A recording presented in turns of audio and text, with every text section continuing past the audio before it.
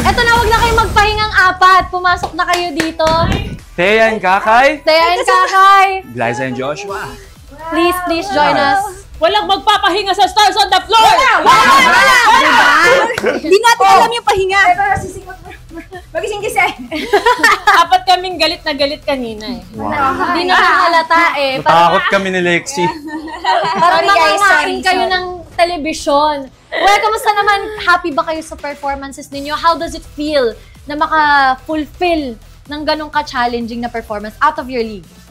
Actually, we're very, very happy. Kasi nga, as Coach L.A. said, ang dami talaga naming struggle nung mga unang part. And then, sabi niya sa amin, out of all rehearsals namin, ito yung pinaka nagustuhan niya. So, sabi ko, grabe sa puso. Super. Ayan na naman. Sorry, hindi pa rin ako nawawala sa character. Kasi parang yung character, ang hirap niya rin i-build. Lalo na sa aming dalawa ni Thea. Kasi nga, medyo ano kami, soft girl. Ay, soft girl ka ba, Mare? Ha?